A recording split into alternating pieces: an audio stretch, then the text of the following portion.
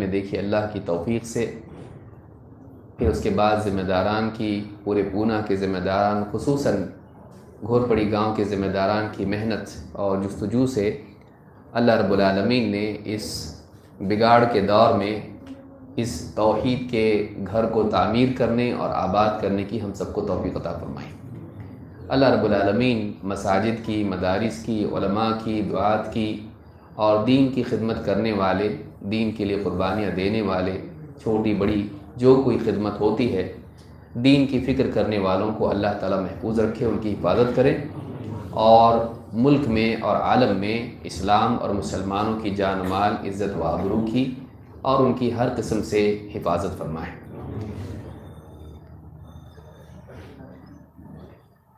میں گزارش کروں گا کہ جو لوگ بیٹھے ہوئے ہیں آس پاس میں جو خالی تھوڑی سی جگہ بھی ہو اس کو پر کریں، تاکہ پیچھے سے جو لوگ باہر کھڑے ہیں ان کے لیے اللہ کے گھر میں آنا آسان ہو جائے۔ بیٹھ کے سنیں گے، مجلس میں شرکت کے اعتبار سے ان کے لیے آسانی پیدا کرنے کا ثواب آپ کو بھی ملے گا۔ اللہ کے نبی صلی اللہ علیہ وسلم فرماتے ہیں خیر المجالس اوسعها، بہترین مجلس وہ ہیں جس میں آنے والوں کے لیے وسعت پیدا کی جائے، ان کے لیے جگہ بنائی جائے۔ آج کا جو ہمارا عنوان ہے ایک بہت ہی اہم عنوان ہے، اسلام دین رحمت۔ ایک انسان اگر محمد عربی صلی اللہ علیہ وسلم کی تاریخ، خصوصاً آپ کو نبوت عطا کیے جانے کے بعد کی زندگی اور اس تاریخ کو دیکھتا ہے تو یہ تاریخ اس کو دو حصوں میں بٹی ہوئی دکھائی دیتی ہے۔ پہلا حصہ مکہ کی زندگی مظلومیت والی، جس کا اختتام ہجرت پر ہوا، اور دوسرا حصہ مدنی زندگی کا، جس میں ایک کے بعد ایک جنگیں دکھائی دیتی ہیں اور اس کے بعد فتح مکہ۔ ایک عام انسان، خاص طور سے غیر مسلم، جب نبی صلی اللہ علیہ وسلم کی اس تاریخ کو دیکھتا ہے تو مظلومی اور انتقام والی تاریخ دکھائی دیتی ہے۔ اس کو ایسا لگتا ہے کہ اسلام سارا کا سارا یہی ہے، شروعات میں لوٹے پیٹے گھر سے نکالے گئے، بعد میں ان لوگوں نے بدلا لیا اور جنگیں ہوئیں اور جیت گئے آخر میں۔ اور اس اعتبار سے بہت سارے لوگوں کے ذہنوں میں اسلام ایک جنگی دین کے طور پر گھر کر لیتا ہے۔ وہ سمجھتے ہیں کہ اسلام ایک ایسا دین ہے جس میں جنگ ہی جنگ ہے، کیونکہ اسلام کی تاریخ کا ایک حصہ ہے کہ اسلام میں مسلمانوں کو مشرکین سے، کفار سے جنگ کرنی پڑی ہے۔ لیکن کیا اسلام کے بارے میں معلوم کرنے کے لیے اسلام کی، مسلمانوں کی، نبی صلی اللہ علیہ وسلم کی تاریخ ہی وہ بنیادی سورس اور ذریعہ ہے، ماخذ ہے، جس کی بنیاد پر ایک آدمی اسلام کے بارے میں فیصلہ کرے؟ اسلام کو جاننے کے لیے کیا اس کو اسلام کی تاریخ ہی پڑھنا چاہیے؟ کیا یہ کافی ہے؟ نہیں، بلا شبہ اسلام کی دعوت کا پس منظر، اس کا بیک گراؤنڈ جاننے کے لیے اسلام کی تاریخ جاننا ضروری ہے۔ لیکن اسلام کو صحیح طور سے سمجھنے کے لیے جو بنیادی ماخذ انسان کے پاس ہونا چاہیے وہ اسلام کی تعلیمات ہیں، تاریخ نہیں۔ اسلام کو سمجھنے کے لیے جو بنیادی ماخذ ہے کہ اسلام کیا سکھاتا ہے، اس کے لیے صرف اسلام کی تاریخ نہیں بلکہ اسلام کی تعلیم دیکھنی پڑے گی کہ اسلام میں سکھایا کیا گیا ہے۔ اور اس کے لیے ہم کو دیکھنا پڑے گا کہ قرآن کریم میں ہم کو اللہ نے کیا حکم دیا ہے، کن چیزوں کو اچھا بتایا، کن چیزوں کو برا بتایا، اور اسی طرح سے اللہ کے نبی صلی اللہ علیہ وسلم نے اپنے قول سے، اپنے عمل سے لوگوں کو کیا کرنے اور کیا نہ کرنے کا حکم دیا، اور آپ نے خود اپنی زندگی میں کس چیز کا اہتمام کیا۔ تو اس بات کو ہمیشہ یاد رکھنا چاہیے کہ اسلام کیا ہے، سمجھنے کے لیے اسلام کی تاریخ نہیں، اسلام کی تعلیم دیکھنی پڑے گی۔ اس کو یاد رکھیے، تاریخ کا اپنا ایک فائدہ ہے لیکن وہ اسلام کی معرفت کے لیے کافی نہیں ہے۔ اسلام کو سمجھنے کے لیے اسلام کی تعلیمات کو دیکھنا پڑے گا، اسلام کیا سکھاتا ہے۔ اور آج آپ دیکھیں گے عالمی سطح پر اسلام کے بارے میں بولنے والے اسلام کو بدنام کرنے کے لیے ہمیشہ یہی بات پیش کرتے ہیں کہ اسلام ایک جنگی دین ہے، وہ لوگوں کی جان و مال کا دشمن ہے۔ دیکھو کیسے ہوا؟ مدینہ میں جنگیں ہوئی، جو لوگ بتوں کی پوجا کرتے تھے ان کو مسلمانوں نے قتل کیا، اتنی ساری جنگیں ان کی ہوئی۔ تو اس طرح سے اسلام کو ایک خونخوار دین کے طور پر پیش کیا جاتا ہے، جبکہ ایسا نہیں ہے۔ وہ ایک مجبوری تھی، وہ حالات ایسے تھے، لہذا مسلمانوں کو جنگ کا سابقہ پیش آیا اور ان کو جنگیں کرنی پڑی۔ تو وہ جو تاریخ ہے اس میں یہ چیز آپ کو ملے گی، اس کا کوئی انکار نہیں کرتا ہے۔ کسی بھی ملک کی، کسی بھی بادشاہ کی یا کسی بھی قوم کی تاریخ میں آپ کو عموماً جنگ دکھائی دے گی، اس لیے کہ بعض اوقات اپنی حفاظت کے لیے اور دوسروں کی حفاظت کے لیے جنگ پیش آتی ہے۔ لیکن کیا صرف جنگ ہی اس دین کی تعلیم ہے؟ نہیں، وہ ایک خاص تعلیم ہے جو خاص حالات میں جس کا نفاذ ہوتا ہے، اقدامی اعتبار سے ہو یا دفاعی اعتبار سے ہو۔ لیکن اسلام کی باقی تعلیمات کو نظر انداز کر کے اسلام کے صرف جنگی پہلو کو دیکھنا ناانصافی ہے۔ اسلام کی باقی ساری تعلیمات کو نظر انداز کر کے اسلام کی صرف جنگوں کو، اس تاریخ کو دیکھنا، اسی بنیاد پر اسلام اور مسلمانوں کے بارے میں فیصلہ کرنا، یہ عقل اور انصاف دونوں کے خلاف ہے، جس میں آج عام طور سے ایک میڈیا کا بڑا حصہ ہو یا سیاستدانوں کا بڑا حصہ ہو مبتلا نظر آتا ہے۔ اچھے انٹلیکچوئلز بھی اس بیماری میں مبتلا دکھائی دیتے ہیں، اس لیے کہ بعض اوقات انسان کا دل اگر ایک چیز کو پسند نہیں کرتا ہے تو پھر اس کے تعلق سے منفی چیزوں کو جمع کرنا آسان ہو جاتا ہے، وہ دل کی تسلی کا ایک آسان ذریعہ ہوتا ہے۔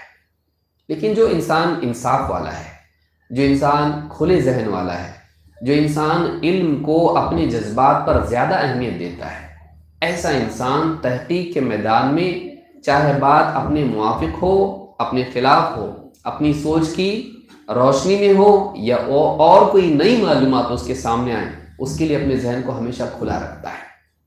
یہی کام ایک انسان کو کرنا چاہیے اگر واقعی وہ اسلام کو صحیح طور پر سمجھنا چاہتا ہے تو، نہیں اس کی سزا دنیا میں ملے گی کہ اسلام کو کبھی سمجھ نہیں پائے گا۔ وہ اپنے چشمے سے اسلام کو دیکھ رہا ہوگا، آنکھوں سے نہیں، اس کو رنگ وہی دکھائی دے گا جو چشمے کی شیشے کا ہے، لیکن اسلام کا رنگ وہ زندگی بھر دیکھنے سے محروم رہے گا۔ اسلام کو سمجھنے کے لیے اس کو اپنا یہ چشمہ اتارنا پڑے گا۔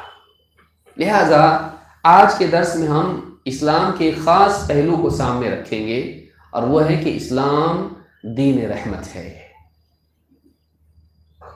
ساری انسانیت کے لیے، مردوں کے لیے، عورتوں کے لیے، بڑوں کے لیے، چھوٹوں کے لیے، اپنوں کے لیے، دشمنوں کے لیے، انسانوں کے لیے، جانوروں کے لیے۔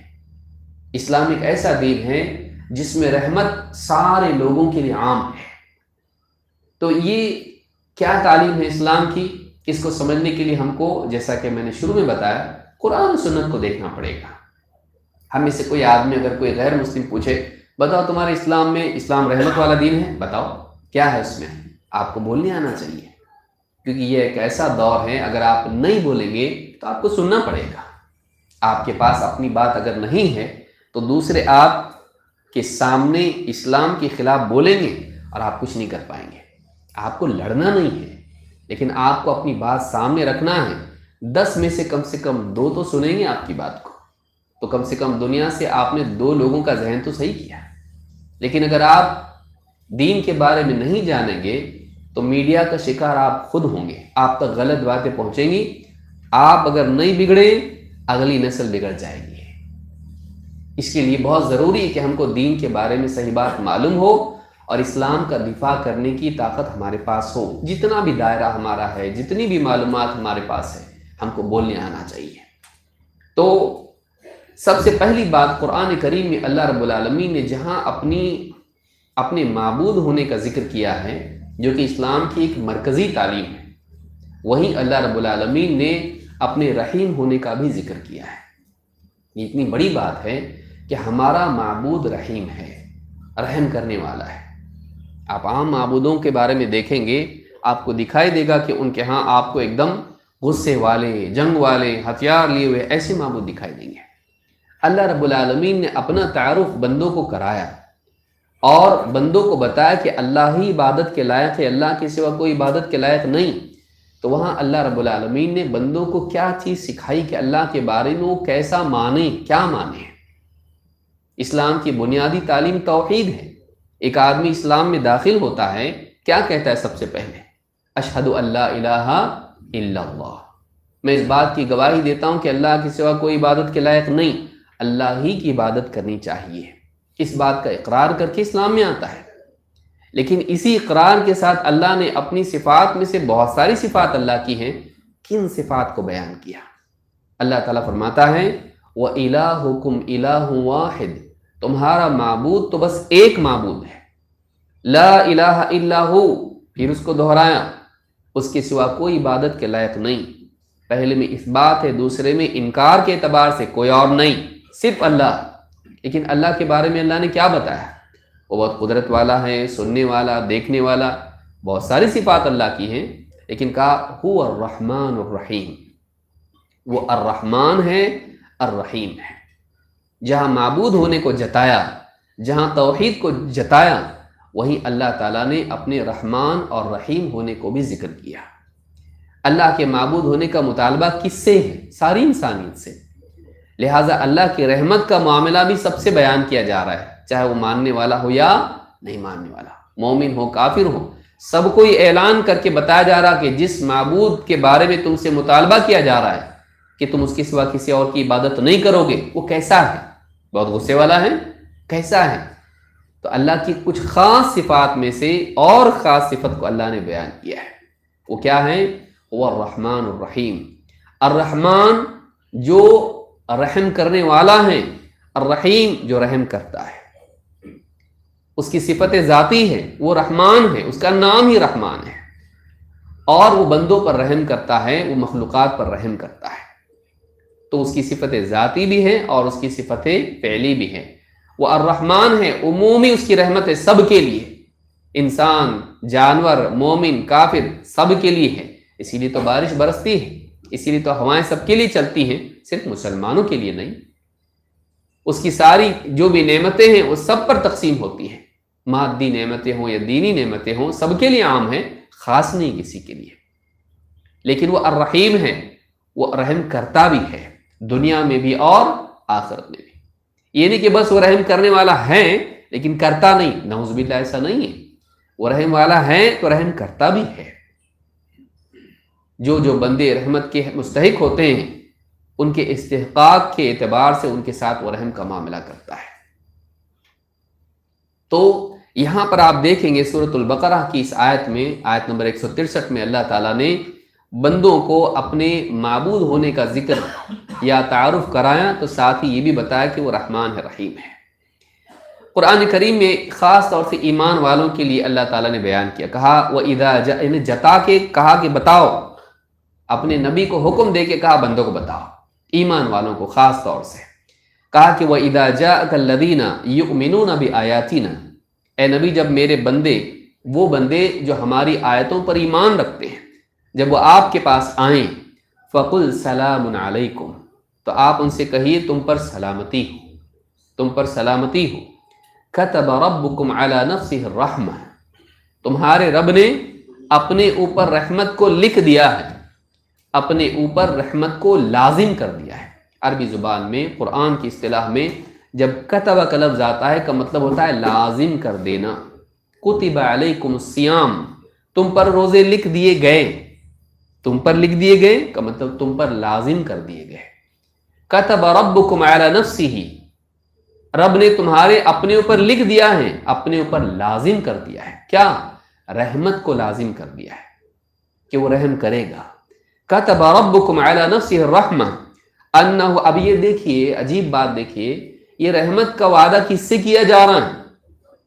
انہ من عمل منکم سوءا بجہالۃ، کہ تم میں سے جو کوئی جہالت میں آ کر برائی کر بیٹھے، ثم تاب من بعدہ واصلح، پھر اس کے بعد اللہ کی طرف پلٹ آئیں، توبہ کریں اور اپنے حال کی اصلاح کر لیں، فانہ غفور رحیم، تو ایسے بندے کے لیے بھی اللہ بڑا غفور الرحیم ہے۔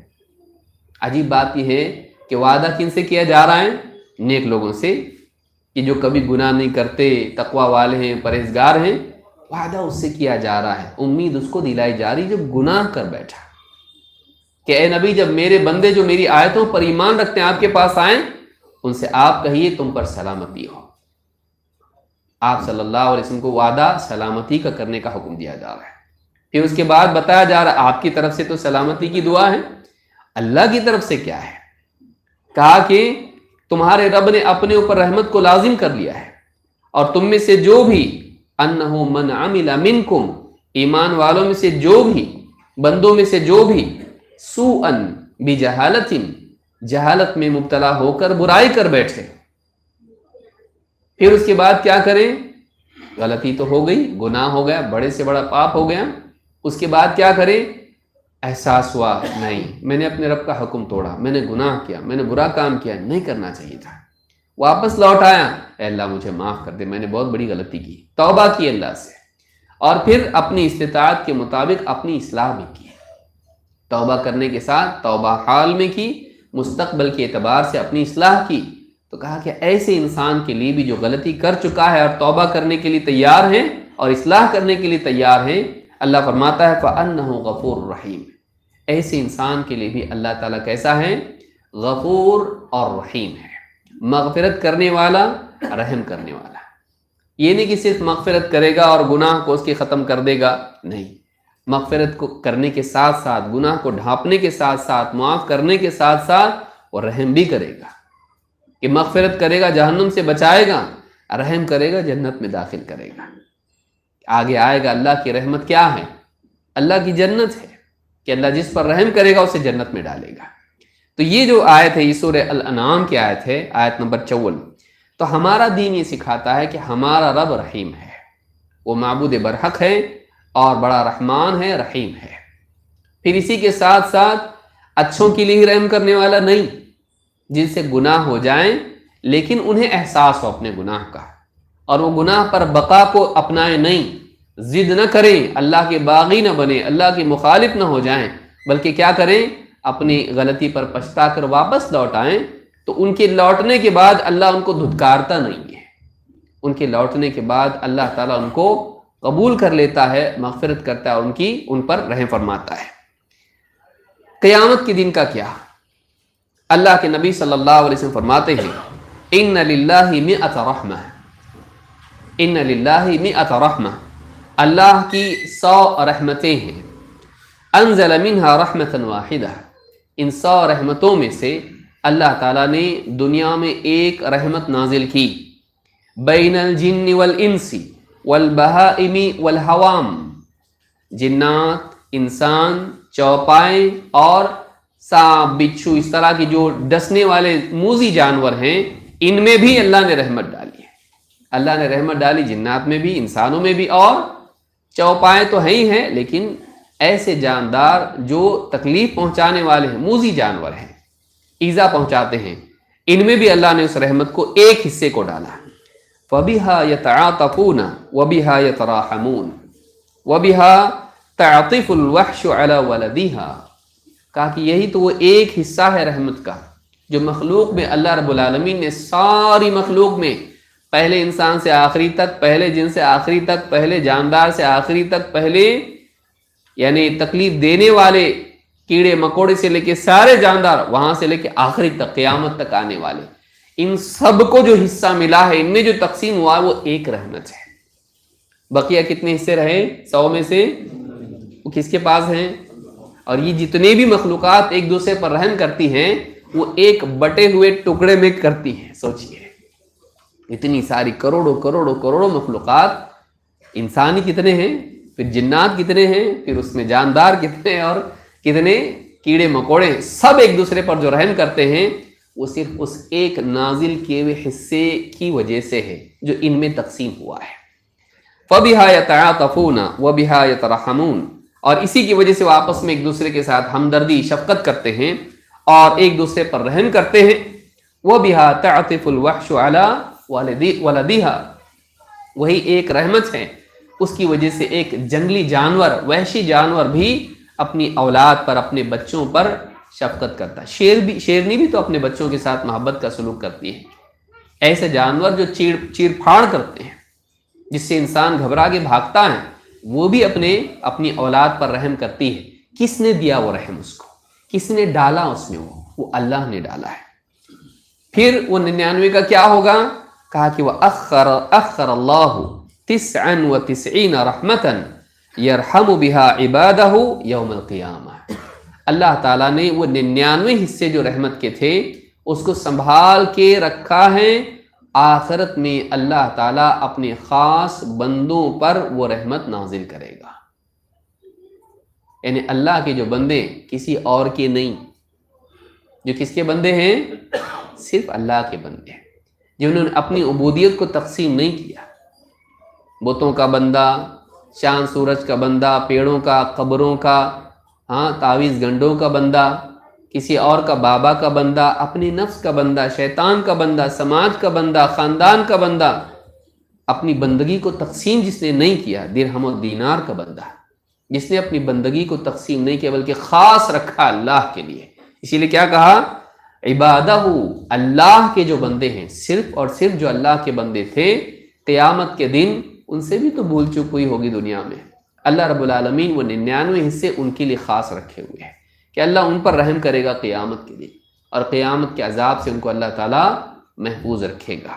تو یہ جو حدیث ہے اس کو امام البخاری نے کتاب الادب حدیث نمبر 6000 اور امام مسلم نے کتاب التوبہ حدیث نمبر 2752 پر روایت کیا ہے۔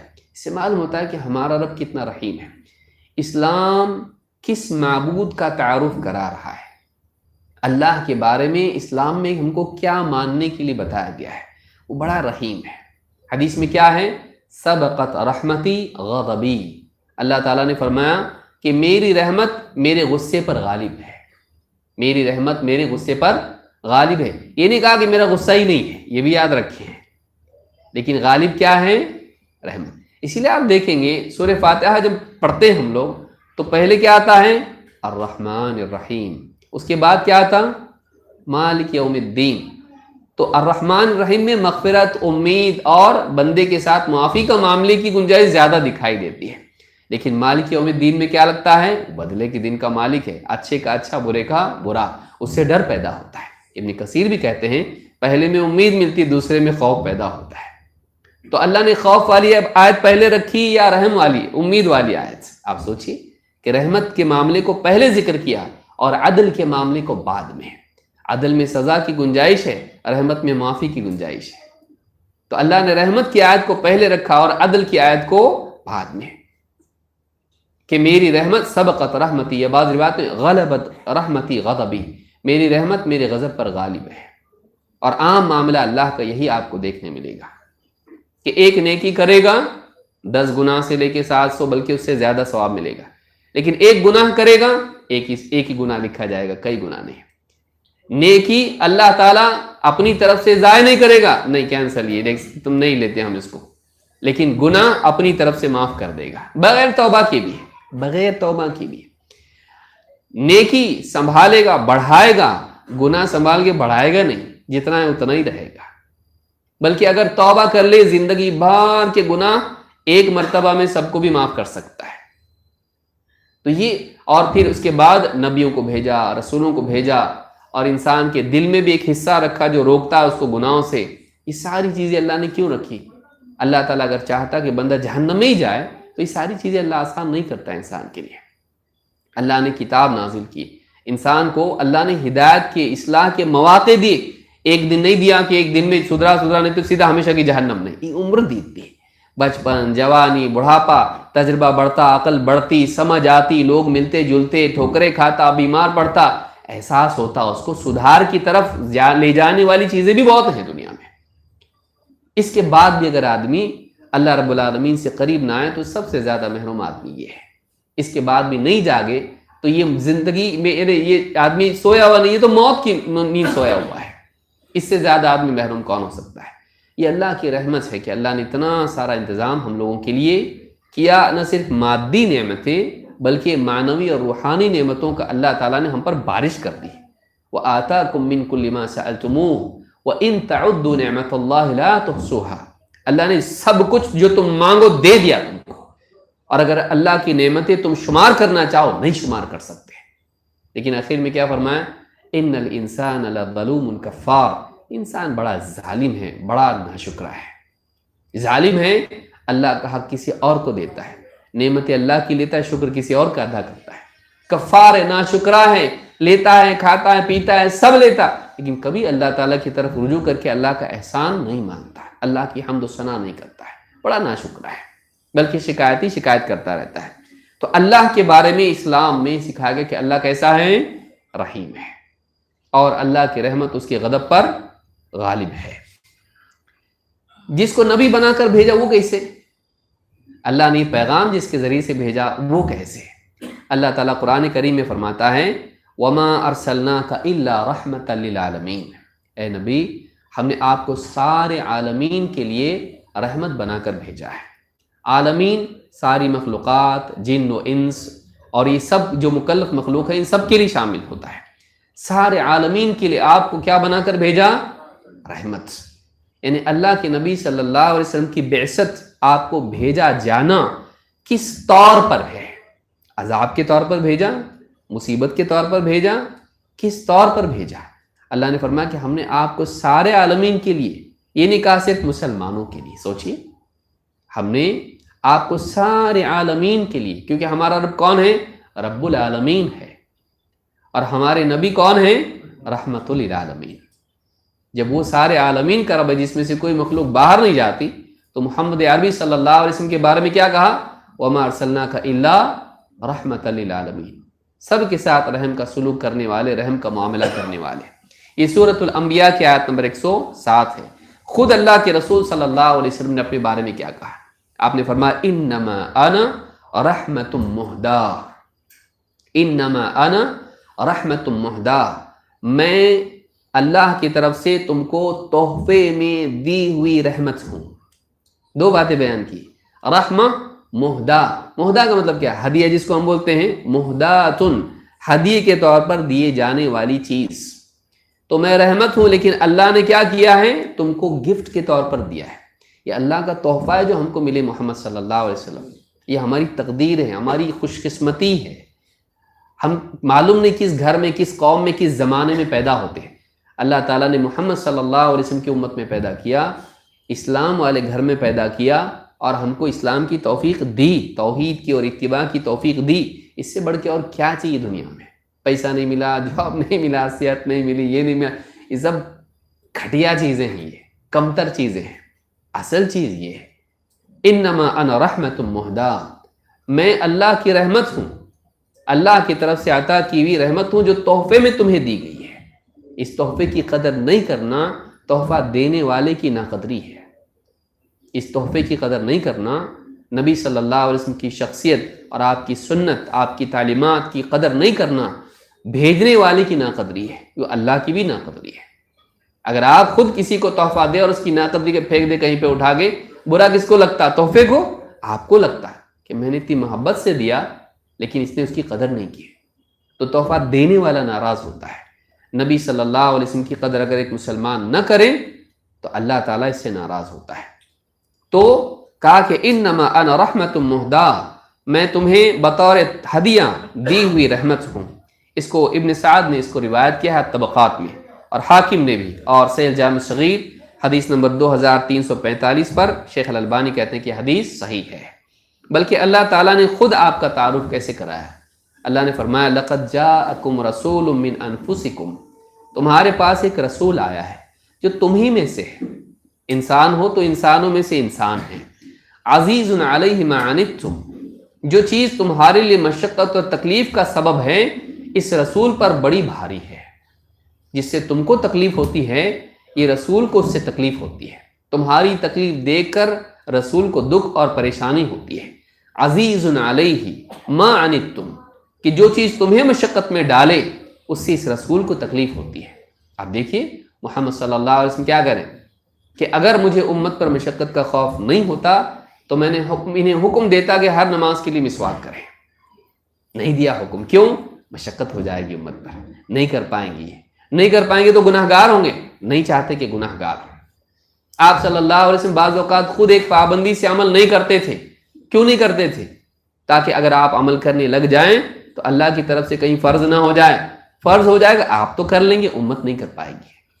لہٰذا تراویح کے لیے بھی آپ پڑھنے لگے، دیکھا لوگ بڑھ رہے ہیں، آپ نے کہا نہیں، آپ چلے گئے گھر میں نہیں آئے، لوگ کنکریاں مارنے لگے دروازے پر، آؤ ہم پڑھنا چاہ رہے ہیں، تم پڑھنا چاہ رہے، قیامت تک کے لوگ پڑھ پائیں گے؟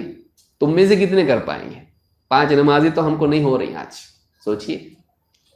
تو اگر فرض ہو جاتی تو کہا کہ میں خشیت ان یکتب علیکم صلاۃ اللیل یا الوتر، مجھے ڈر ہوا کہ کہیں فرض نہ ہو جائے تم پر۔ اللہ کے نبی صلی اللہ علیہ وسلم اتنے شفیق، اتنے رحیم، امت کی مشقت کا آپ کو تکلیف ہوتی تھی، آپ کہتے ہیں میں نماز لمبی کرنے کا ارادہ کرتا ہوں، لیکن پھر پیچھے سے عورت کی، بچے کی رونے کی آواز مجھ کو آتی ہے، دل میں تمنا ہے بھئی اللہ کا کلام، ہم اللہ کے کلام سے محبت کرتے ہیں، محمد صلی اللہ علیہ وسلم کتنا کرتے ہوں گے، کہ چاہت ہوتی لمبی صورت پڑھوں نماز میں، لیکن پھر کسی بچے کے رونے کی آواز سنائی دیتی ہے، مجھے ایسا محسوس ہوتا ہے کہ اس کی ماں کو تکلیف ہوگی اگر لمبی نماز ہو گئی تو میں اپنی نماز مختصر کر لیتا ہوں۔ ایک امتی عورت، اس کا بچہ، اس کے رونے سے ماں کو تکلیف ہوگی، یہ تکلیف کس کو ہو رہی پہلے؟ محمد صلی اللہ علیہ وسلم۔ ماں کو ہوئی کہ تکلیف معلوم نہیں، ابھی بتایا نہیں کسی ماں نے کہ مجھے تکلیف ہو رہی ہے نماز مختصر کیجئے، کوئی آگے بولی کبھی نہیں، لیکن آپ کو پہلے سے احساس ہے، کہیں نہ ہو خامخواہ کوئی بولے گا تھوڑی نہ، میں خیال رکھوں گا امت کا۔ اب کتنی مثالیں اس کی دی جا سکتی ہیں۔ عزیز علیہ ما عنتم، کہ تمہارے لیے جو چیز مشقت کا سبب ہے اس کی تکلیف اس نبی کو ہوتی ہے، اس پر یہ شاق ہے۔ حریص علیکم، تمہارے لیے بڑے حریص ہیں، تمہاری ہدایت کے، تمہارے لیے خیر کے، تمہارے لیے اللہ کی مدد اور نصرت کے، نعمتوں کے، تم سے زیادہ حریص یہ نبی، چاہتے کہ تمہارا بھلا ہو، تم سے زیادہ چاہنے والے تمہارا بھلا، کون؟ محمد صلی اللہ علیہ وسلم۔ تمہاری تکلیف کی ان کو تکلیف، اور تمہارے خیر، تمہارے نفع، تمہاری کامیابی کی ان کو زیادہ خوشی، ان کی زیادہ چاہ، تم سے زیادہ حریص یہ ہے، تمہارے لیے نفع اور خیر کے تم سے زیادہ حریص یہ ہے۔ عزیز علیہ ما عنتم حریص علیکم بالمؤمنین رؤوف الرحیم، اور خاص کر کے ایمان والوں کے لیے بڑے ہی شفقت والے اور بہت ہی رحم کرنے والے ہیں۔ آپ کی رحمت عام ہے، لیکن آپ کی رحمت کیا ہے؟ خصوصی طور پر ایمان والوں کے لیے آپ بڑے شفقت والے، اور ایمان والوں کے لیے آپ کیسے ہیں؟ بڑے ہی رحیم۔ محمد صلی اللہ علیہ وسلم کا تعارف اللہ تعالیٰ نے دونوں طور پر کیا، سارے عالمین کے لیے رحمت تو بتایا، لیکن ایمان والوں کے لیے کیا ہے؟ خصوصی طور پر کیا ہے آپ؟ رؤوف الرحیم ہے۔ یہ سورہ التوبہ کی آیت نمبر 128 ہے۔ قرآن کریم اللہ کی کتاب ہے، قرآن کا تعارف اللہ نے کیا کرایا؟ اللہ تعالیٰ قرآن کریم میں فرماتا ہے یا ایھا الناس قد جاءتکم موعظۃ من ربکم وشفاء لما فی الصدور وہدی ورحمۃ للمؤمنین۔ اے لوگو، خطاب مسلمانوں سے ہے یا ساری انسانیت سے؟ یا ایھا الناس، اے لوگوں میں سارے لوگ آتے ہیں، مومن اور کافر سبھی آتے ہیں۔ یا ایھا الناس قد جاءتکم موعظۃ من ربکم، تمہارے رب کی طرف سے تمہارے لیے موعظت، نصیحت آ چکی ہے، یاد دہانی، تنبیہ آ چکی ہے، اور کہا کہ وہ شفاء لما فی الصدور، سینوں میں جو بیماریاں ہوتی ہیں ان بیماریوں کے لیے شفا بھی اس کتاب میں موجود ہے۔ نمبر 1 کیا ہے؟ تمہارے لیے واعظ و نصیحت ہے کہ غلطی میں مبتلا کوئی ہے یا کوئی بگاڑ کی طرف جا رہا ہے، اس کے لیے وارننگ، تنبیہ ہے کہ فوراً ٹھٹر کے صحیح ہو جائے۔ دوسرا یہ، ہاں لیکن کیا کروں، آج تو بچ گیا لیکن کل بچوں گا کہ نہیں، کیونکہ بیماری اندر باقی ہے، ٹیمپرری رک گیا۔ کہا کہ وہ شفاء لما فی الصدور، اس کو پڑھتے رہو، جو بیماری اندر ہے گناہوں کی، خواہشات کی، وہ بیماری کیا ہوگی؟ شک شبہات کی، اس کے لیے قرآن کیا ہے؟ وہ شفاء لما فی الصدور، سینوں میں موجود بیماریوں کے لیے اس میں شفا ہے۔ لیکن پھر کیا کہا؟ وہدی ورحمۃ للمؤمنین، اور یہ کتاب ہدایت ہے اور رحمت ہے ایمان والوں کے لیے۔ جو اس کتاب پر ایمان رکھتے ہیں یہ ان کے لیے رہنمائی ہے، کیونکہ وہی تو اس کتاب کی باتوں پر ایمان رکھتے ہیں اور مانتے ہیں اس کو۔ جو مانتا ہے وہی چلے گا اس کے بتائے ہوئے راستے پر، جو نہیں مانتا ہے وہ راستہ ادھر بتا رہی، وہ جائے گا ادھر۔ تو ایمان والا، اس کے لیے اس میں رہنمائی ہے۔ زندگی کے مسائل چاہے وہ کسی بھی اعتبار سے ہوں، عقیدے کے مسائل ہوں، عمل کے مسائل ہوں، اخلاق کے ہوں، معاشی مسائل ہوں، سماجی ہوں، سیاسی ہوں، ان سارے مسائل میں رہنمائی، اگر صحیح رہنمائی مل سکتی اس کتاب میں ہے۔ وہدی ورحمۃ، اور رحمت ہے یہ کتاب۔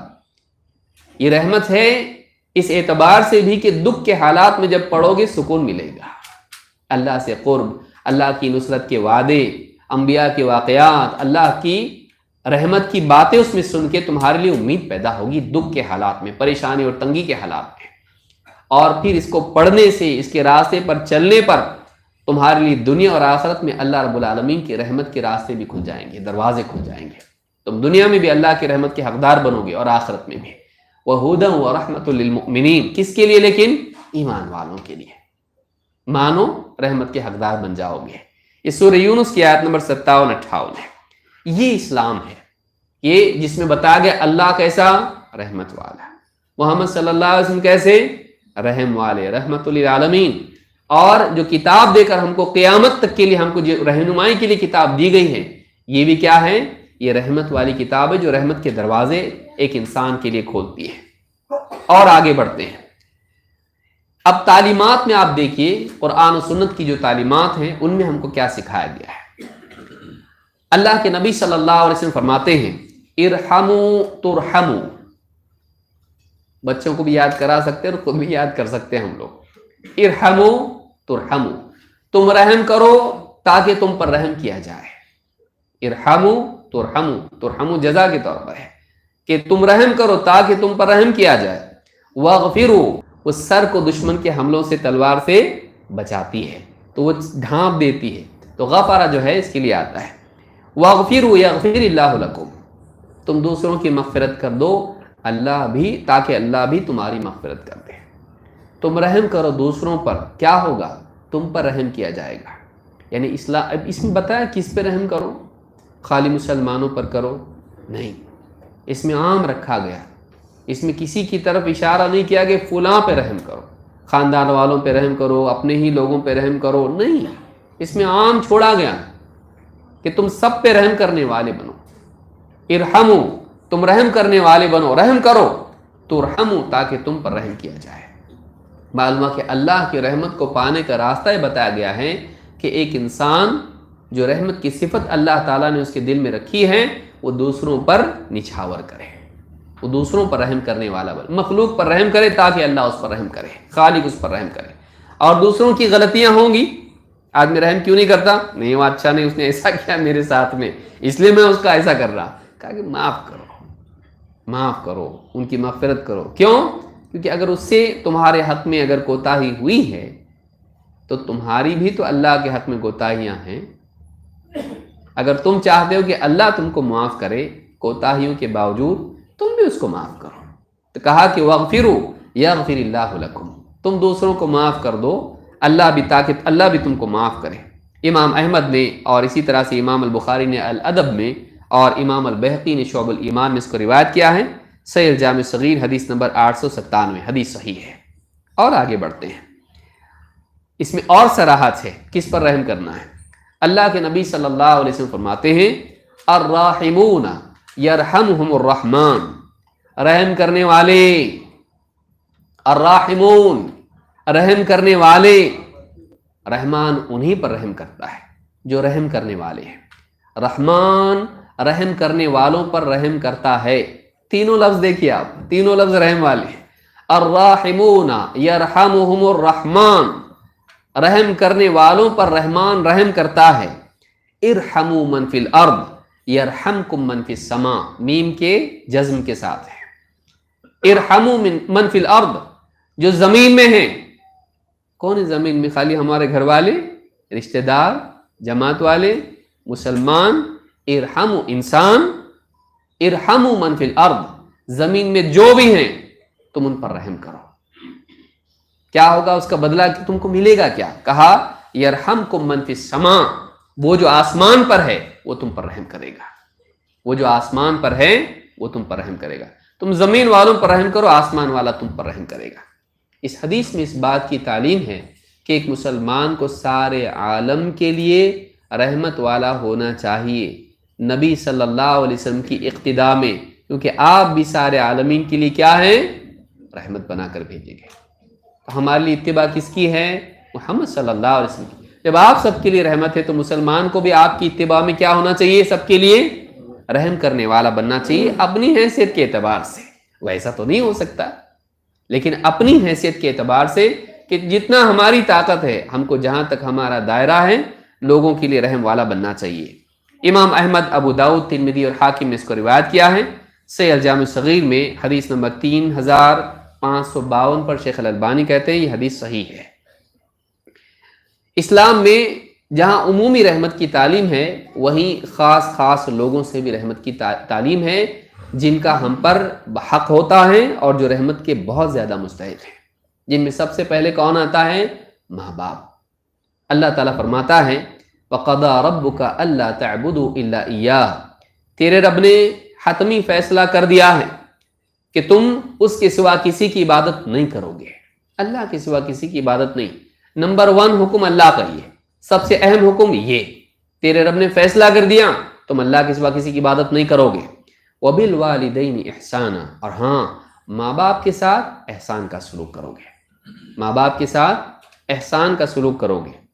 إِمَّا يَبْلُغَنَّ عِنْدَكَ الْكِبَرَ أَحَدُهُمَا أَوْ كِلَاهُمَا، اگر تیرے ماں باپ دونوں میں سے کوئی ایک یا دونوں کے دونوں تیری زندگی میں بڑھاپے کی عمر کو پہنچ جائیں، فَلَا تَقُلْ لَهُمَا أُفٍّ، ان کو اف تک مت کہنا، اپنی زبان سے ان کا انسلٹ یا ان کا دل دکھانا نہیں کرنا۔ فَلَا تَقُلْ لَهُمَا أُفٍّ وَلَا تَنْهَرْهُمَا، اپنے چہرے سے، اپنے جسم سے، ہاتھ سے ان کے ساتھ جھڑکنے کا سلوک مت کرنا، گھور کے دیکھنا، ڈانٹ ڈپٹ کرنا نہیں، اف بھی مت کہنا، ان کو جھڑکنا بھی مت۔ وَقُلْ لَهُمَا قَوْلًا كَرِيمًا، بلکہ ان کے ساتھ اکرام سے، نرمی سے، شفقت سے بات کرنا۔ وَاخْفِضْ لَهُمَا جَنَاحَ الذُّلِّ مِنَ الرَّحْمَةِ، اپنے یعنی تواضع کے بازوؤں کو رحمت سے ان کے لیے جھکائے رکھنا، یعنی 2 چیزیں تیرے اندر ہونی چاہیے، ایک تواضع اور دوسری رحمت۔ ان کے مقابلے میں گھمنڈ نہیں، نرمی، چھوٹا بن کے رہے۔ ان کے مقابلے میں ظلم و زیادتی نہیں، غصہ نہیں، ان کے مقابلے میں کیا؟ رحمت۔ علماء نے کہا کہ جب پرندہ جو ہے اپنے چوزے کو سمیٹتا ہے تو اپنے بازوؤں کو ایسے جھکا کے سمیٹ لیتا ہے۔ اپنے بچے کو جب پرندہ اپنے پروں میں کرتا، پروں کو بچھا کے بازوؤں کو ایسا کر کے اپنے سمیٹ لیتا ہے، اس کے پروٹیکشن کے لیے اور اس سے محبت کے اظہار کے طور پر۔ تو ان کا محافظ بن، ان کو پروٹیکٹ کر تکلیف سے، اور ان کے ساتھ شفقت کا معاملہ کر جیسے ایک پرندہ اس طرح سے کرتا ہے، اور تواضع کا سلوک کر، رحمت کا سلوک ان کے ساتھ میں کر۔ وَاخْفِضْ لَهُمَا جَنَاحَ الذُّلِّ مِنَ الرَّحْمَةِ وَقُلْ رَبِّ ارْحَمْهُمَا كَمَا رَبَّيَانِي صَغِيرًا، اور اللہ سے دعا کرتے ہوئے یوں کہے کہ اے میرے رب ان دونوں پر تو رحم کر جیسا کہ بچپن میں انہوں نے مجھے پالا پوسا تھا۔ تیرے سلوک میں بھی رحمت ہو، تیری دعا میں بھی رحمت کی دعا ہو، تیرا سلوک بھی ان سے کیسا ہونا چاہیے؟ نرمی اور رحمت والا۔ اور تو اللہ سے بھی دعا کر، کیوں؟ دنیا سے چلے جائیں گے، اللہ جب تک میرے پاس ہے میں تو ان کے ساتھ رحم کا سلوک کروں گا، لیکن ان کی کوتاہی کی وجہ سے کہیں ایسا نہ ہو کہ آخرت میں تیرے رحمت سے محروم ہو جائے۔ تو اللہ میں تو اپنی طاقت کے بقدر کر رہا ہوں ان کے ساتھ رحم کا سلوک تیرے حکم کی وجہ سے، لیکن اب میری بھی دعا تجھ سے کہ اللہ تو بھی ان کے ساتھ رحم کا سلوک کرنا۔ وَقُلْ رَبِّ ارْحَمْهُمَا كَمَا رَبَّيَانِي صَغِيرًا، اس میں اس بات کا اعتراف ہے اللہ انہوں نے میرے ساتھ اچھا سلوک کیا تھا، بہت احسانات ان کے ہیں، اللہ اسی لیے دعا کر رہا ہوں اللہ تو بھی ان کے ساتھ اچھا سلوک کر۔ ان کے احسان کا اعتراف، ان کے احسان کا اعتراف، اور پھر اللہ تعالیٰ سے اس کی بنا پر مانگنا ان کے لیے رحمت۔ تو رحمت کا سلوک خود بھی کر اور اللہ سے بھی ان کے لیے رحمت کی دعا کر۔ یہ سورہ بنی اسرائیل میں آیت نمبر 23-24 میں اللہ نے بات کہی ہے۔ چلیے آگے بڑھتے ہیں۔ اور ایک رشتہ ہے جو انسان کی زندگی میں ہوتا ہے، وہ کون سا رشتہ ہے؟ بیوی کا رشتہ۔ بلکہ دیکھا جائے تو جنت میں پہلا رشتہ یہ تھا، پہلا رشتہ یہ تھا، لیکن بقیہ انسانوں کے لیے ماں باپ کا رشتہ پہلا بنتا ہے۔ تو اس رشتے کے بارے میں اللہ نے کیا بتایا؟ بیوی کے ساتھ سلوک کیسا ہونا چاہیے؟ اللہ تعالیٰ قرآن کریم میں فرماتا ہے وَمِنْ آيَاتِهِ أَنْ خَلَقَ لَكُمْ مِنْ أَنفُسِكُمْ أَزْوَاجًا لِتَسْكُنُوا إِلَيْهَا، اور اللہ تعالیٰ کی نشانیوں میں سے ایک نشانی یہ بھی ہے کہ اللہ تعالیٰ نے تمہیں میں سے تمہارے لیے بیویاں، تمہارے لیے جوڑے بنائے، انسان کو انسان ہی دیا، انسان کے لیے نکاح کے لیے کس کو اللہ نے رکھا؟ عورتوں کو انسانوں میں سے بنایا. لِتَسْكُنُوا إِلَيْهَا، یہ ایسا اس لیے کیا اللہ تعالیٰ نے تاکہ تم ان سے سکون حاصل کر سکو. وَجَعَلَ بَيْنَكُمْ مَوَدَّةً وَرَحْمَةً، اور تم دونوں میں، بیوی شوہر میں آپس میں جو تعلق اللہ تعالیٰ نے رکھا وہ کون سا رکھا؟ مَوَدَّةً وَرَحْمَةً. مودہ محبہ، رحمت آپ جانتے ہیں. تو بیوی شوہر کا ریلیشن کیسا ہے؟ محبت اور رحمت والا. دونوں الگ ہیں. محبت اپنے اوپر والے سے بھی ہوتی ہے، اچھے حال میں اس سے بھی ہوتی ہے، لیکن رحمت کس سے ہوتی ہے؟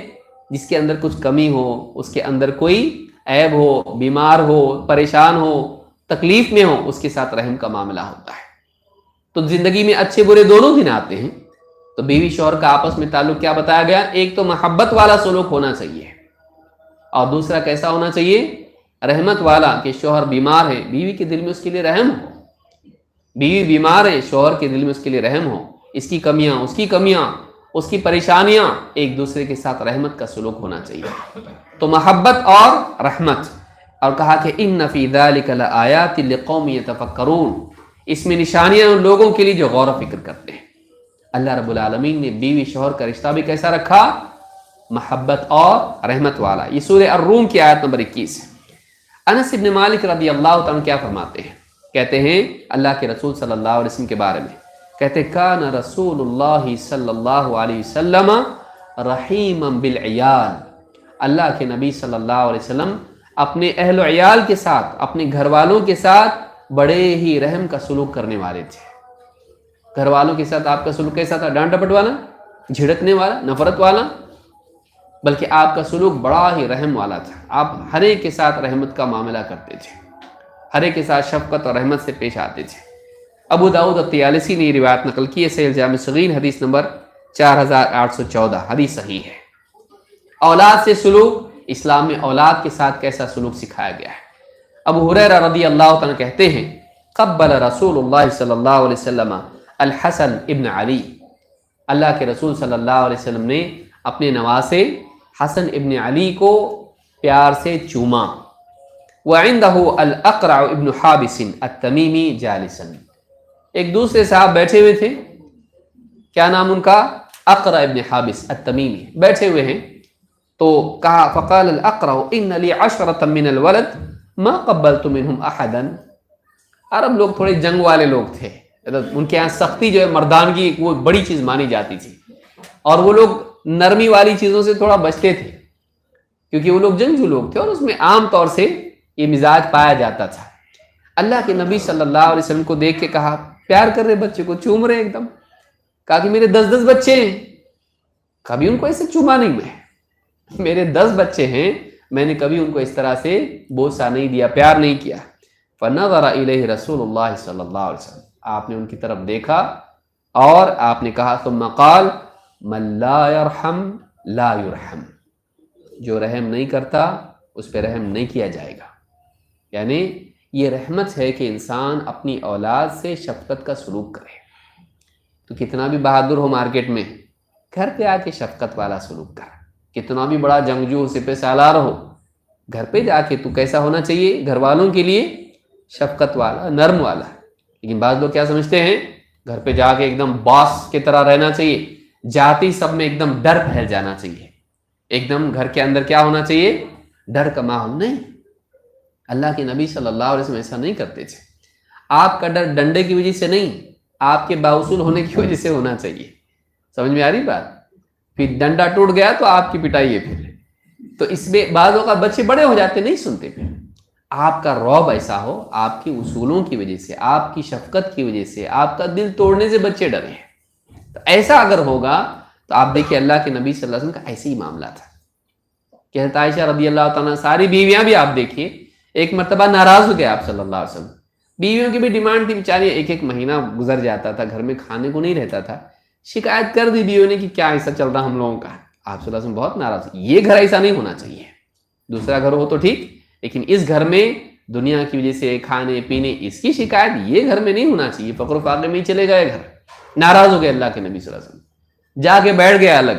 لوگوں میں مشہور ہو گیا کہ طلاق دے دی اللہ کے نبی صلی اللہ علیہ وسلم نے، روا راٹ شروع، سب بیویاں رو رہی ہیں اپنے اپنے گھروں میں، کمروں میں، پریشان ہو گئے۔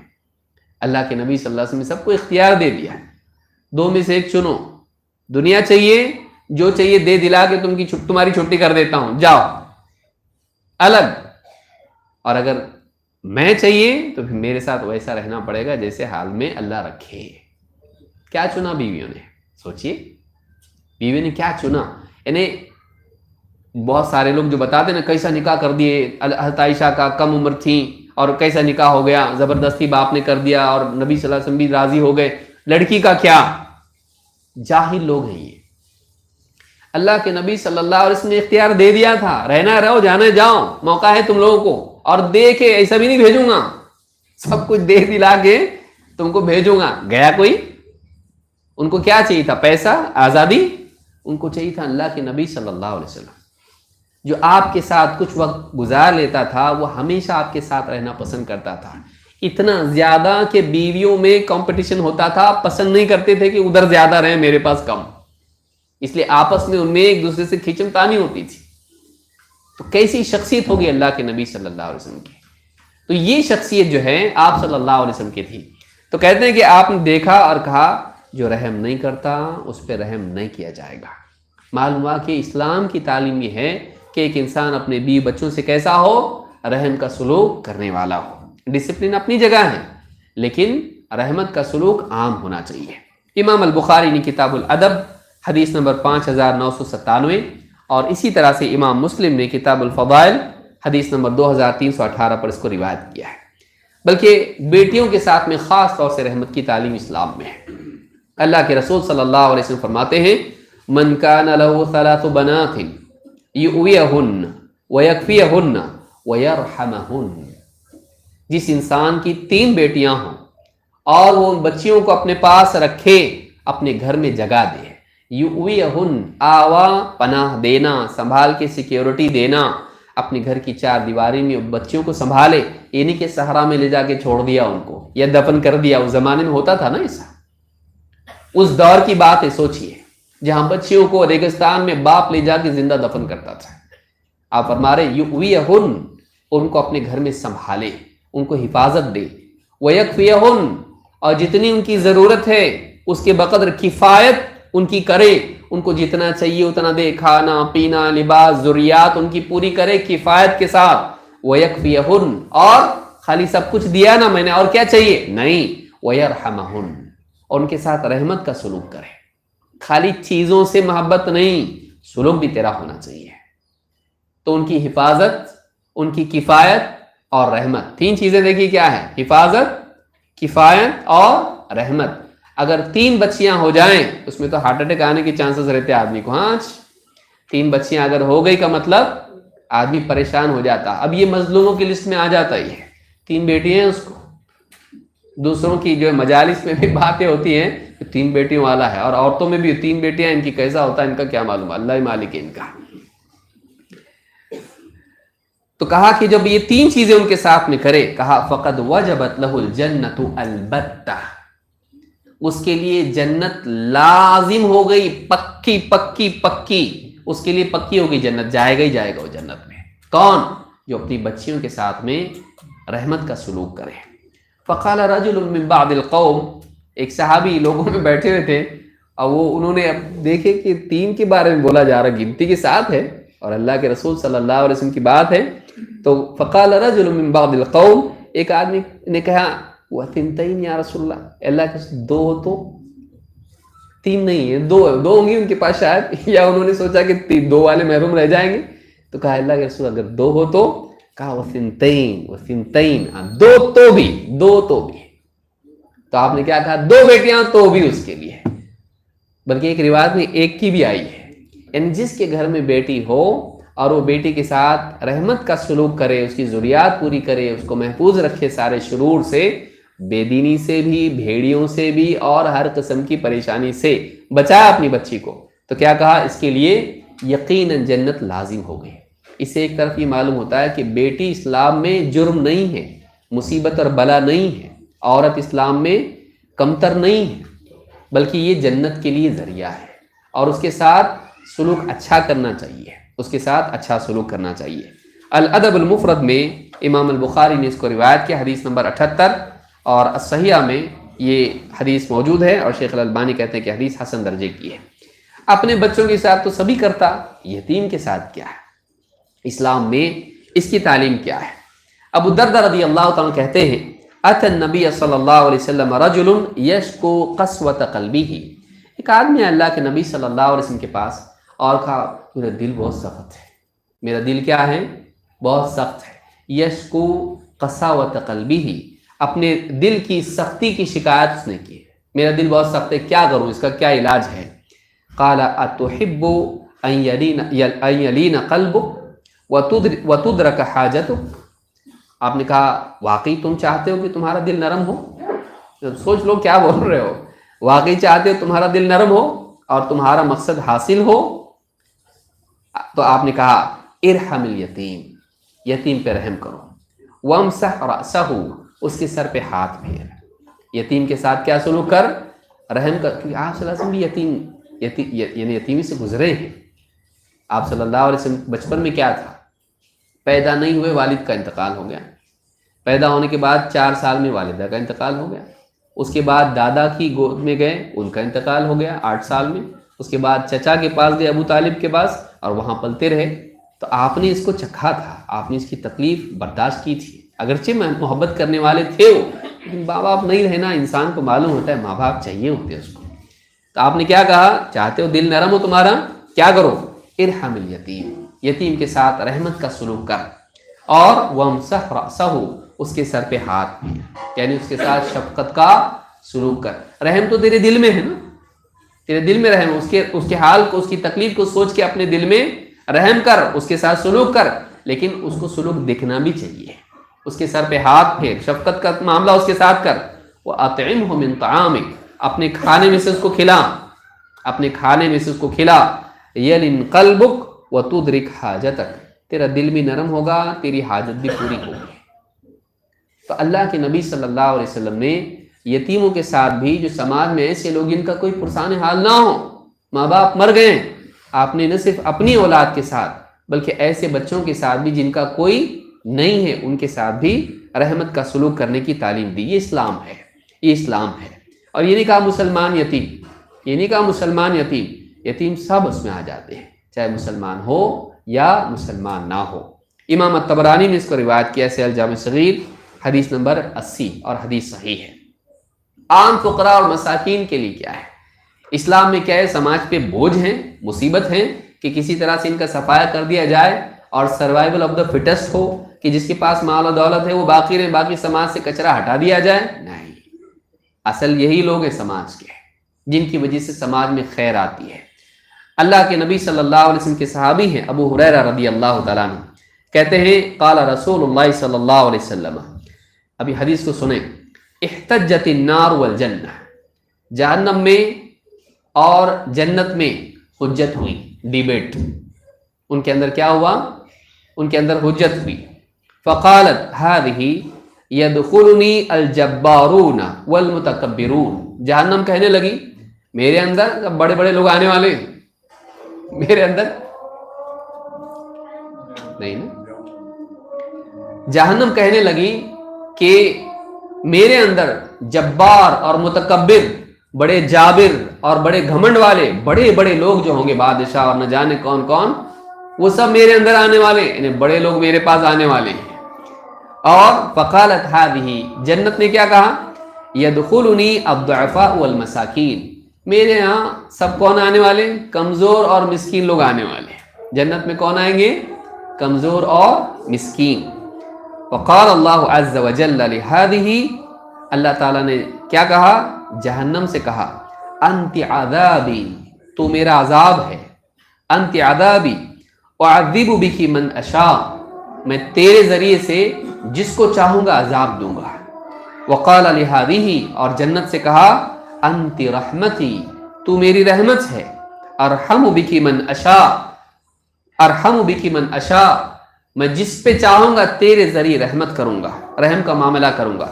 وَلِكُلِّ وَاحِدَةٍ مِّنكُمَا مِلْؤُهَا، اور تم میں سے ہر ایک کے لیے بھرنے کے لیے بندے میرے پاس ہیں۔ یہاں بھی لوگ جائیں گے اور یہاں بھی جائیں گے، کوئی خالی نہیں رہے گی، نہ جنت خالی رہے گی نہ جہنم۔ جنت میں جانے والے بھی لوگ ہوں گے اور جہنم میں جانے والے بھی لوگ ہوں گے۔ تو کہا کہ جنت کیا ہے؟ اللہ کی رحمت ہے۔ اللہ تعالیٰ جس پر رحم کرنا چاہے گا آخرت میں اس کو کہاں ڈالے گا؟ جنت۔ لیکن کون جائیں گے اس میں؟ کون جائیں گے؟ دنیا میں جن کو کوئی پوچھتا نہیں تھا، چپ چاپ مسجد میں آتے تھے، نماز پڑھتے تھے، ذکر اذکار کرتے تھے، کونے میں بیٹھ کے تلاوت کرتے تھے، بیمار ہے، پریشان ہے، فقر فاقے میں ہے، لاک ڈاؤن میں تھے، کھانے کو نہیں مل رہا، بچوں کو کچھ نہیں، کپڑے نہیں، جاب نہیں، کوئی پوچھتا نہیں ان کو کیسے بھائی کیسے ہیں، نہیں پوچھتا کوئی ان کو۔ مر گئے تو جنازے میں بھی زیادہ لوگ نہیں، راتوں رات ہو گئی موت، کوئی پوچھنے والا بھی نہیں، SMS پہ کوئی پہنچنے والا بھی نہیں، مر گئے، لوگوں نے مل کے اندھیروں میں دفن کر دیا، ان کو ہے کہ نہیں ہے پتہ بھی نہیں چلا۔ ایسے جو لوگ ہیں جن کو سماج میں جن کی قیمت نہیں مانی جاتی، جاہل سماج میں، ایسے سماج میں جس پہ اہمیت ان کی نہیں ہوتی ہے، کوئی بہت بڑا ان کا یوگدان نہیں ہوتا ہے، بہت بڑا ان کا کوئی مقام نہیں ہوتا ہے، لوگ ان کے محتاج نہیں ہوتے۔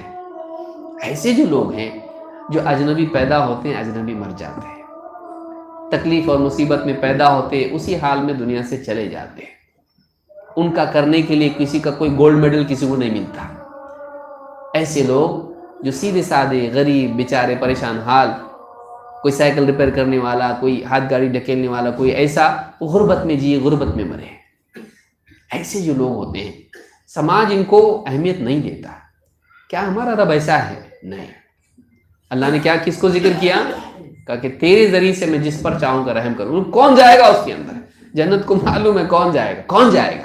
کہا کہ میرے سب ضعفاء مساکین آنے والے، کمزور، بیمار، پریشان، تکلیف میں رہنے والے، مسکین، جاب نہیں، کھانے کو نہیں، پہننے کو نہیں، پائبند اس کے اتنے کہ کوئی دیکھ کے مسکرائے اس کو، کیا فیشن ہے کیا چچا، کیا پہنے تم؟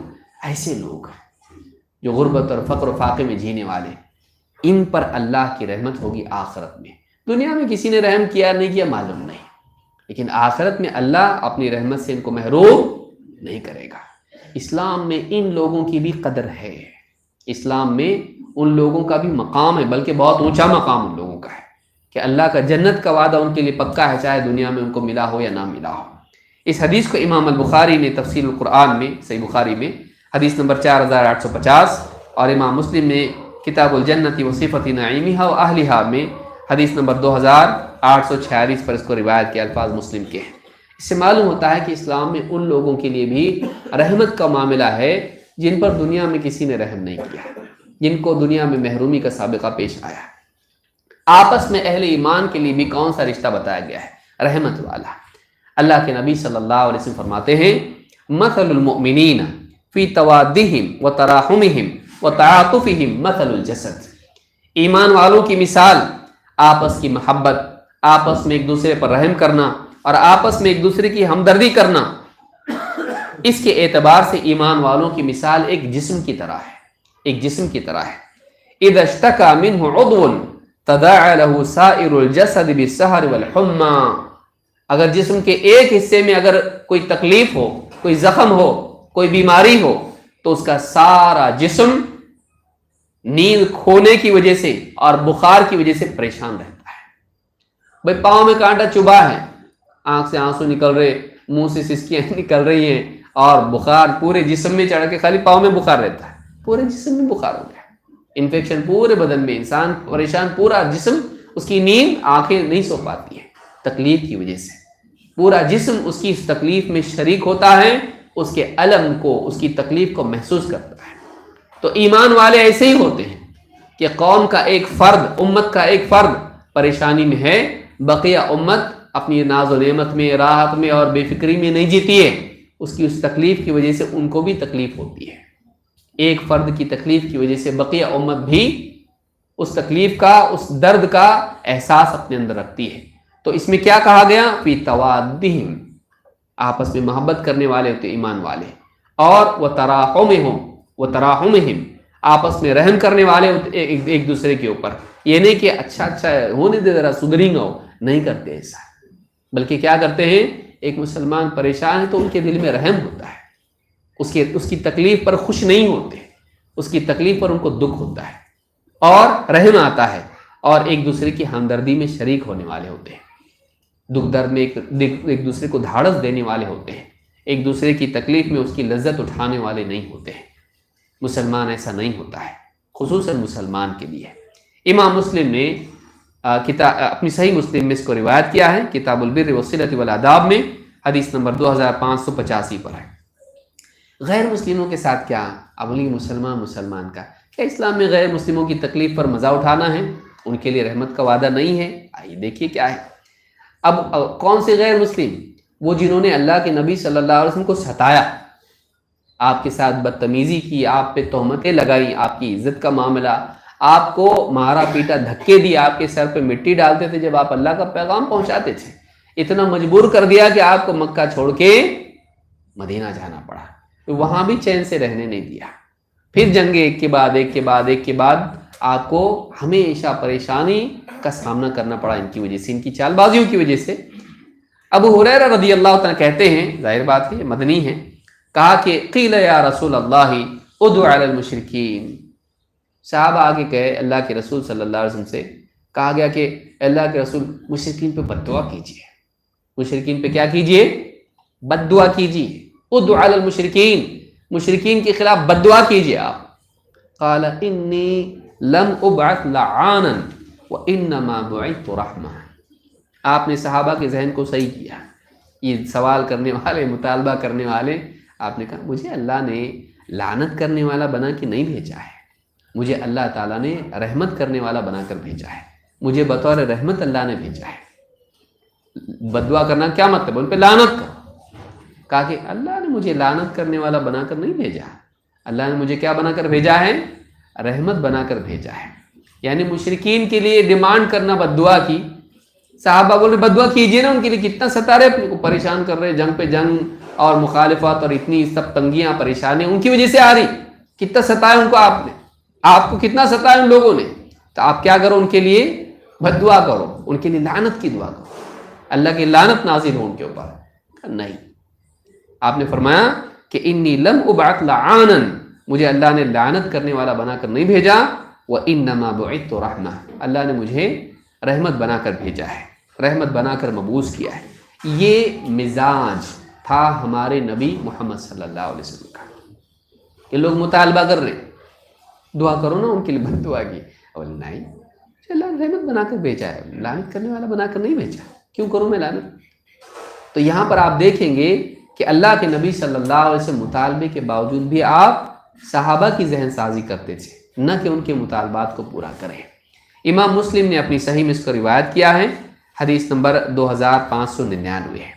اسی طرح سے آپ دیکھیں عبداللہ بن مسعود رضی اللہ تعالیٰ کیا کہہ رہے ہیں، کہتے ہیں کأنی انظر الی النبی صلی اللہ علیہ وسلم یحکی نبیا من الانبیاء، میری آنکھوں کے سامنے ابھی بھی وہ منظر ہے، میں دیکھ رہا ہوں کہ اللہ کے نبی صلی اللہ علیہ وسلم ایک نبی کا حال بیان کر رہے ہیں، ضربہ قومہ، ایک قوم نے اس کو مارا پیٹا، فادموہ، اتنا مارا کہ ان کو زخمی کر دیا، خون نکلنے لگا اور خون آلود ہو گئے، وہو یمسح الدم عن وجہہ، اور وہ اپنے چہرے سے خون صاف کر رہے ہیں، ویقول اللہم اغفر لقومی فانہم لا یعلمون، اور کہہ رہے ہیں کہ اللہ میری قوم کو معاف کر دے اس لیے کہ وہ نہیں جانتے، وہ نہیں جانتے۔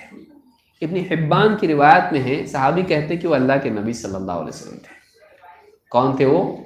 اللہ کے نبی صلی اللہ علیہ وسلم خود یہ دعا کر رہے تھے۔ تو امام البخاری نے احادیث الانبیاء حدیث نمبر 3477 اور امام مسلم نے کتاب الجہاد والسیر حدیث نمبر 1792 پر اس کو روایت کیا ہے۔ اس حدیث سے معلوم ہے آپ صلی اللہ علیہ وسلم صحابہ کو کیا سکھا رہے ہیں۔ ایک نبی تھے، اللہ تعالیٰ نے ان کو بھیجا، لوگوں نے ان کو بہت ستایا، مارا پیٹا، زخمی کیا، یہاں تک کہ خون نکلنے لگا، لیکن پھر بھی کیا کر رہے تھے؟ وہ چہرے سے خون پوچھ رہے تھے، اور کیا کہہ رہے تھے؟ اپنی قوم کے لیے اللہ سے کہہ رہے تھے اللہ ان کو معاف کر دے، اس لیے کہ ان کو نہیں معلوم وہ کیا کر رہے ہیں، ان کو صحیح بات ابھی تک کہ نہیں سمجھ میں آئی، اللہ ان کو معاف کر دے۔ تو ایک روایت میں خود اللہ کے نبی صلی اللہ علیہ وسلم بھی یہ دعا کر رہے تھے۔ اسلام میں نہ صرف انسان بلکہ جانوروں کے ساتھ بھی رحمت کا سلوک ہے۔ اللہ کے نبی صلی اللہ علیہ وسلم فرماتے ہیں، ابو ہریرہ رضی اللہ تعالیٰ کی حدیث ہے کہ آپ نے فرمایا بینما رجل یمشی بطریق، اشتد علیہ العطش، ایک آدمی راستے سے جا رہا تھا اور بہت پیاس لگی اس کو، فوجد بئرا، اسے ایک کنواں ملا، فنزل فیہا فشرب ثم خرج، اس کنویں میں اترا، پرانے زمانے کی بات ہے، کنویں میں اترا، پانی پیا اندر جا کے، اور واپس کنویں سے باہر آیا، کیونکہ پچھلے زمانوں میں بعض اوقات کنویں کا پانی نیچے بھی چلا جاتا ہے، تو نیچے اترنے کے لیے بھی سیڑھیاں ہوتی ہیں، گیا نیچے، پانی پیا، ہو گیا کام، واپس اوپر آیا۔ فَإِذَا كَلْبٌ يَلْهَثْ يَأْكُلُ الثَّرَى مِنَ الْعَطَشِ، جب باہر آیا کنویں سے، دیکھا باہر ایک کتا ہے اور پیاس سے زبان اس کی بالکل باہر نکلی ہوئی ہے، اور زبان جو ہے کیچڑ میں چلا رہا ہے، کیچڑ کی نمی سے اپنی پیاس کو بجھانے کی کوشش کر رہا ہے۔ اس آدمی نے کیا کہا؟ اپنے آپ سے ہی کہا، کوئی ساتھ میں تو ہے نہیں۔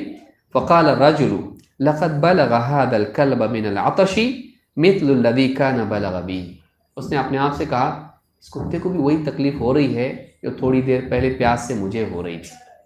اس کتے کی تکلیف کو اس نے محسوس کیا، اس کی تکلیف کو خود اس نے محسوس کیا کہ اس کو بھی وہی تکلیف ہو رہی جو مجھے تھوڑی دیر پہلے ہو رہی تھی۔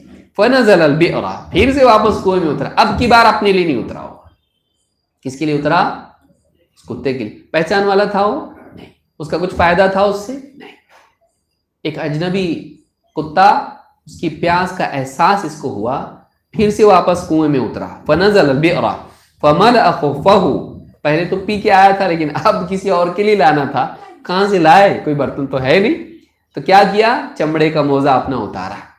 فملأ خفہ ثم امسکہ بفی، اوپر کیسے آئے؟ پہلے تو پکڑ کے آیا تھا، اب لے کے آنا ہے، ایک ہاتھ سے کیسے آئے گا؟ گیا تو گیا۔ اب کیا کیا اس نے؟ وہ اپنے پاؤں کا موزہ کہاں پکڑا؟ دانتوں میں۔ کس کے لیے؟ اس کتے کے لیے۔ تو اس نے کیا کیا؟ دانتوں میں، ثم امسکہ بفیہ فسق الکلب، وہ چمڑے کا موزہ، خف جس کو کہتے خفین، چمڑے کا موزہ منہ میں پکڑ کے پانی اس میں بھر کے، کیونکہ کپڑے کے موزے میں سے تو نکل جائے گا، چمڑے کے موزے میں پانی رکا رہتا ہے، منہ میں پکڑ کے اوپر آیا سیڑھیاں اس کی چڑھ کے، اور فسق الکلب، اس کتے کو پانی پلایا۔ فشکر اللہ لہ وغفر لہ، اللہ کو اس کی نیکی بہت پسند آئی، اس کا عمل یہ بہت پسند آیا، اللہ نے اس کو قبول کیا اور اس کی مغفرت کر دی ہے۔ اللہ کا مغفرت کرنا یہ ہوتا ہے کہ بندے کے گناہ کو معاف کر دے اور انعام سے نواز دے، تو اللہ نے اس کی مغفرت کر دی کا مطلب جنت، اللہ نے اس کی مغفرت کر دی۔ صحابہ سن رہے واقعہ، سارے صحابہ بیٹھ کے سن رہے، صحابہ نے پوچھا یا رسول اللہ وَإِنَّ لَنَا فِي الْبَهَائِمِ أَجْرًا، کہنے لگا جانور کے ساتھ بھی ثواب ملتا؟ صحابہ کھلے والے سیدھے سادے لوگ تھے، بہت بڑے بڑے فلاسفرز نہیں تھے، خالی باتیں کرنے والے، کام نہیں کرنے والے، نہیں، ڈیبیٹ منتری نہیں تھے وہ لوگ، وہ اچھے لوگ تھے۔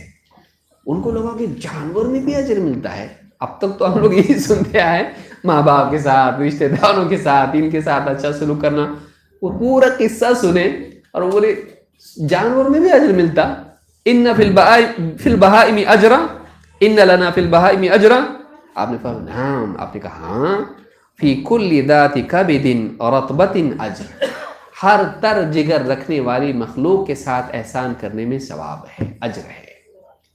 گائے، بیل، جو بھی ہو، حتیٰ کہ کتا بھی، اور جتنے جاندار ہیں، جس کے دل میں دھڑکتا ہوا دل ہے، جس کے دل میں کلیجہ ہے، اس کو پلانے کھلانے میں، اس کے ساتھ بھلائی کا سلوک کرنے میں اجر ہے۔ یعنی ہمارے نبی صلی اللہ علیہ وسلم نے ایک ایسا جانور جس کو پالنے میں ثواب کم ہوتا، لیکن یہ نہیں بتایا کہ اس کو جینے کا حق نہیں ہے۔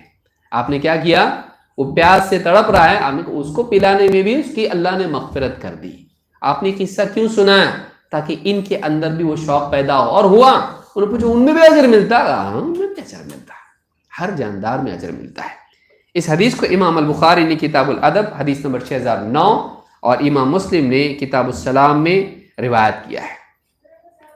ایک صحابی قرہ ابن ایاس ابن ہلال ہیں، کہتے ہیں میں نے کہا اللہ کے رسول انی لآخذ، لوگوں میں نرم دل والے رہتے، تھوڑا زیادہ نرم دل والے بھی رہتے ہیں، تو کہا کہ انی لآخذ، ابھی قربانی کا حکم تو اسلام میں ہے، کرنا ہے قربانی، کہتے ہیں انی لآخذ الشاة لأذبحها فارحمها، کہتے ہیں میں بکری لیتا تو ہوں ذبح کرنے کے لیے، لیکن پھر اس پہ بہت رحم آ جاتا میرے کو۔ کیا کہا؟ میں بکری لیتا ہوں ذبح کرنے کے لیے، پکڑتا اس کو، لیکن پھر اس کو ذبح کرنا ہے ابھی، اس سوچ کے بہت رحم آتا ہے میرے کو ذبح کرتے وقت میں. قال والشاۃ ان رحمتها رحمک اللہ، کہا کہ بکری پہ بھی اگر تو رحم کرے اللہ تیرے اوپر رحم کرے. اگر تو بکری پر رحم کرے گا اللہ تعالیٰ تجھ پر رحم کرے گا. یعنی جانور پہ رحم کرنے پہ بھی اسلام میں ثواب ہے. آپ سوچئے اس پہ بھی رحم سکھایا گیا ہے، انسان پہ کیوں نہیں کرے گا؟ یعنی جانور پہ رحم کرنا اسلام میں تعلیم ہے، انسان پہ رحم نہیں سکھاتا اسلام. ظالم اسلام ایک دم دہشت گردی سکھاتا اسلام نہیں. اسلام رحمت والا دین ہے، نہ صرف انسان بلکہ جانور کے ساتھ بھی.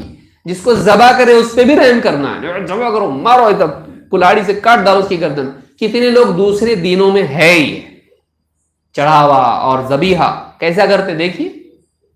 بالکل جو ہے اس کو باندھ کے رکھا جائے گا، ادھر سے اس کی گردن باندھے، ادھر سے اس کو پکڑ کے دم کھینچ رہے لوگ، ٹانگ پکڑ رہے اس کی، اور پھر بڑی جو ہے اتنی تلوار جیسی کوئی چیز لائی جائے اور بالکل اوپر سے کھٹ کر کے کاٹ دے رہے، ایک دم گردن الگ ہو گئی. دیکھنے کو بھی کیسا لگتا ہو. اسلام میں کیسا ہے؟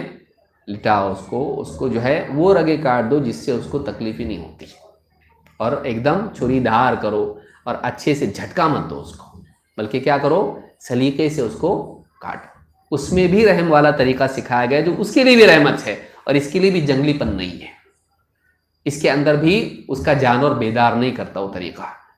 تو یہ جو چیز ہے یہ اسلام کی تعلیم ہے. امام البخاری نے الادب میں، اسی طرح سے امام احمد اور حاکم نے، اور اسی طرح سے امام طبرانی نے صغیر و اوسط میں اس کو روایت کیا ہے. اور الصحیحہ میں حدیث نمبر 26 پر شیخ الالبانی کہتے ہیں یہ حدیث صحیح ہے. بلکہ آپ فرماتے ہیں من رحم ولو ذبیحۃ عصفور رحمہ اللہ یوم القیامہ. ایک آدمی اگر ایک پرندہ بھی ذبح کر دے، جیسے مرغی ہے، اس طرح کی کوئی بھی جو جاندار پرندہ حلال ہے ہمارے لیے، اس کو بھی اگر ذبح کرے، من رحمہ اور اس پر رحم کرے، رحمہ اللہ یوم القیامہ، قیامت کے دن اس کے اس عمل کی وجہ سے، اس یعنی پرندے پر رحم کرنے کی وجہ سے، اس ذبیحے پر رحم کرنے کی وجہ سے اللہ قیامت کے دن اس پر رحم کرے گا. اور آپ دعا دے رہے ہیں اللہ اس پر رحم فرمائے قیامت کے دن. یہ بھی الادب المفرد میں امام البخاری نے اس کو روایت کیا ہے. الصحیحہ حدیث نمبر 27 پر ہے اور حدیث حسن ہے. آخری بات کہہ کے اپنی بات ختم کر رہا ہوں، وقت ہمارا ہونے میں ہے، مجھ کو 9:15 ڈیڈ لائن دیا گیا ہے.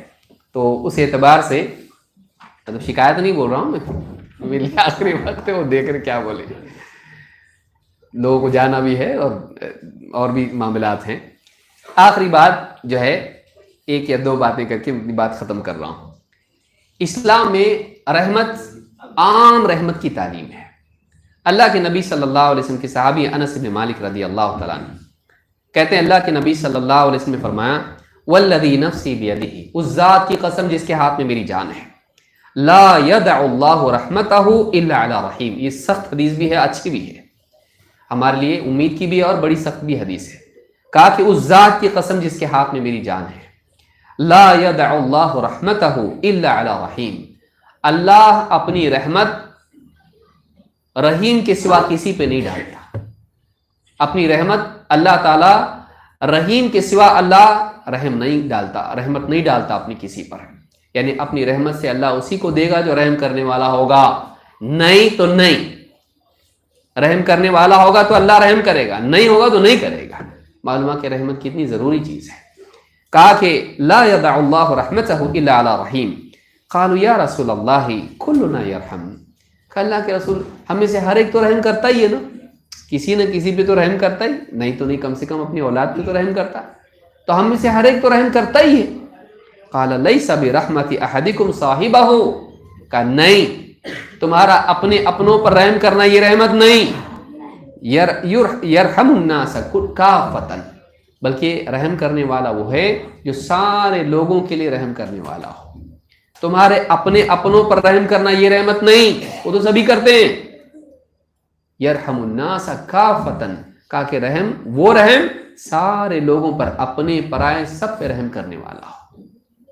یہ نہیں کہ کوئی آدمی چکر آ کے گرا ہوا ہے تو آپ بجائے اس کو پانی لا کے دینے کے، اس پر رحم کرنے کے، آپ اس کا ویڈیو بنا کے ڈالیں فیس بک پہ. وہ قوم کیسے کامیاب ہوگی، وہ سماج کیسے اللہ کی رحمت کا حقدار بنے گا. کہ ایک آدمی ایکسیڈنٹ ہوا اور تڑپ رہا ہے، بجائے آپ پولیس کو بلانے کے، بجائے ایمبولینس بلانے کے، بجائے اس کو پانی پلانے کے، آپ اس کا ویڈیو بنا کے ڈالیں تاکہ آپ کو لائکس ملے۔ اللہ کیسے لائک کرے گا آپ کو؟ ایسی قوم جانور بن جاتی ہے جو اتنی بھوکی ہو اپنی شہرت کے لیے دوسرے کی مصیبت کو سیڑھی بنائے۔ ایسی قوم کبھی کامیاب نہیں ہوتی ہے۔ تو کہا کہ لیس برحمت احدکم صاحبہ، تمہارا صرف اپنوں پر، ساتھیوں پر رحم کرنا نہیں، اپنے ساتھ اٹھنے بیٹھنے والے، تعلقات رکھنے والے، ان پر رحم کرنا نہیں، یرحم الناس کافۃ، آدمی سب لوگوں پر، سارے لوگوں پر رحم کرنے والا بنے۔ اسے امام الطبرانی نے مکارم الاخلاق میں اس کو روایت کیا ہے، اور الصحیحہ میں شیخ الالبانی نے 167 پر اس حدیث کو ذکر کیا ہے۔ تو یہ جو چیز ہے یہ اللہ کی یعنی رحمت کے حقدار وہ لوگ ہیں جو لوگوں پر رحم کرنے والے ہوں۔ اللہ رب العالمین ہم سب کو ایک دوسرے پر رحم کرنے والا بنائیں، اور اللہ کے حکموں کو پورا کرنے والا بنائیں، دین پر چلنے والا بنائیں، ساری انسانیت کے لیے رحم والا ہم سب کو بنائیں، اور اسلام کا پیغام لوگوں کے لیے عام کرنے والا ہم سب کو اللہ تعالیٰ بنائیں، خصوصاً اس دور میں جس میں اسلام کے خلاف بولنے والے ساری میڈیا کی طاقت کو استعمال کر رہے ہیں۔ میڈیا میں اچھے لوگ بھی ہیں، انصاف والے بھی ہیں، برے بھی ہیں، تو ایسے لوگ جو اسلام کے خلاف اپنی خواہش کی بنیاد پر غلط پیغام پھیلا رہے ہیں، ہمارے پاس صحیح پیغام ہو کے بھی ہم اگر گونگے بن جائیں تو اس سے زیادہ بڑی بدقسمتی ہمارے لیے کیا ہو سکتی ہے۔